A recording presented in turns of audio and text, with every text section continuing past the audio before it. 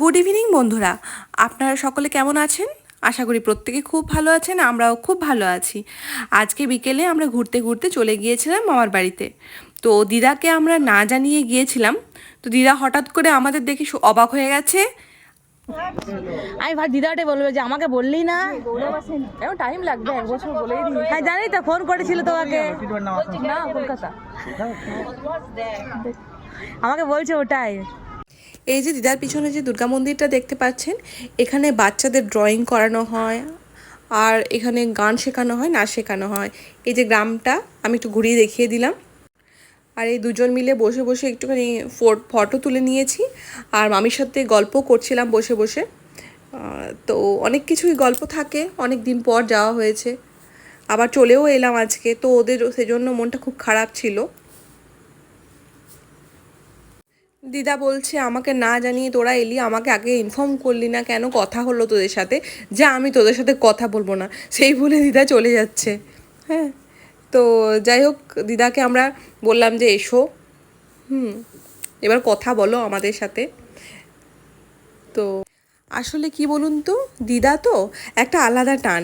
তো মা বাড়িতে যদি যাই আর আগে থেকে দিদাকে ইনফর্ম করে রাখি, দিদা অনেক খুশি হয়। যাই হোক, দিদার সাথে আমার বোন ছবি তুলে নিয়েছে, আর দিদাকে জড়িয়ে ধরে একটুখানি আদরও করে নিল। হ্যাঁ, তবে অনেক দিন পরও তো আমরা এসেছি, দিদা আমাদেরকে দেখে খুব খুশি হয়েছে। অনেক দিন মানে অনেক মাস পর এসেছি। বোন এখন দিদার কাছে আদর খেয়ে নিচ্ছে। ঠিক আছে, থ্যাংক ইউ। পেয়ারা আমার খেতে খুব ভালো লাগে। আমারও, আমি নিয়ে নিলাম। হ্যাঁ নিয়ে নে।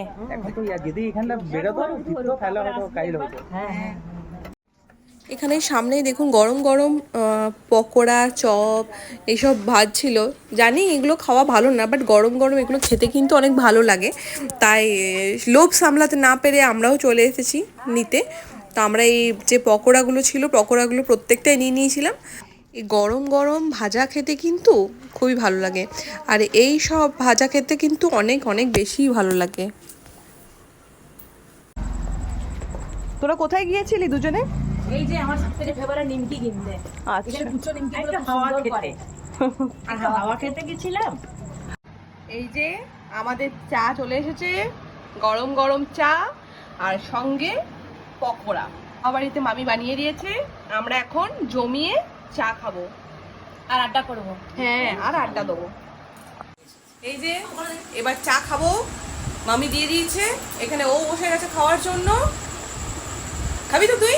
হ্যাঁ একদম, মা বাড়িতে এসেছি বলে কথা। একদম, আমরা এখন চা বিস্কিট খাবো আর সঙ্গে পকোড়া। তুই খাবি তো? ঠিক আছে, এই যে পকোড়া। ঠিক আছে, চলুন খেয়ে নিই। মা বাড়ি থেকে বাড়ি চলে এলাম, দেখুন গেটের সামনে দাঁড়িয়ে আছে মিকু আর কিকু। মা আসছে গেট খোলার জন্য, ও মাকে দেখছে। ওখানে দুটো দাঁড়িয়ে আছে, রাস্তা আটকে। মা চলে এসেছে গেট খোলার জন্য, এবার আমরা বাড়ির ভেতরে ঢুকে পড়বো। দেখা হবে আবার একটি নতুন ভিডিওতে। টাটা।